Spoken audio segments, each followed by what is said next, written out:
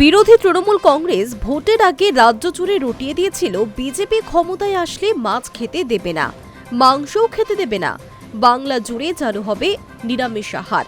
শুধু তাই নয়, অবাঙালি সংস্কৃতি ঢুকিয়ে দেওয়া হবে বাঙালিদের মধ্যে। কিন্তু বিজেপি ক্ষমতায় আসার পর ইতিমধ্যেই মা আহারে চালু করেছে ডিমের সঙ্গে সপ্তাহে 2 দিন মাছের ব্যবস্থা।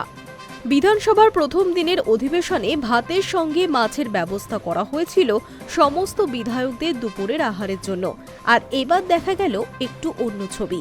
এলাকা পরিদর্শনে বেরিয়ে গৃহস্থ বাড়ির লোটে মাছের গন্ধ পেয়ে রাস্তা থেকে বাড়িতে ঢুকে বসে পড়লেন স্বয়ং বিধায়ক রূপা গঙ্গোপাধ্যায়।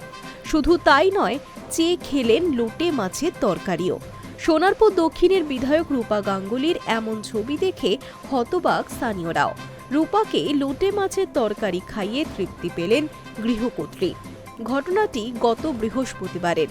সোনারপুরে স্থানীয় বিজেপি কর্মীদের সঙ্গে নিয়ে এলাকা পরিদর্শনে গিয়েছিলেন বিধায়ক। সেই সময় একটি বাড়ি থেকে লোটে মাছ রান্নার গন্ধ পান। হঠাৎ সেই বাড়ির সামনে থমকে দাঁড়িয়ে পড়েন রূপা। সঙ্গে থাকা কর্মীদের জিজ্ঞেস করেন কোন বাড়ি থেকে গন্ধটা আসছে। জানলা দিয়ে জিজ্ঞেস করেন রূপা নিজেই তার বাড়িতে সত্যিই লোটে মাছ রান্না হচ্ছে কিনা।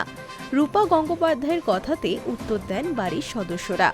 বিধায়ক লোটে মাছের তরকারি খাওয়ার আবদার করেন, ডেকে আপ্যায়নও করেন।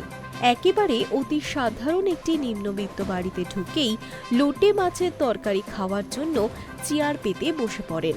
হাত ধুয়ে স্টিলের প্লেট আর চামচ নিয়ে খেতে বসেন রূপা। সঙ্গে অল্প কিছু ভাতও। বেশ তৃপ্তি ভরে চিটে পুটে খান। আর এই বিষয়ে তিনি জানান, গন্ধটা দারুণ বেরোচ্ছিল, তাই আর লোভ সামলাতে পারেনি। Hi News network.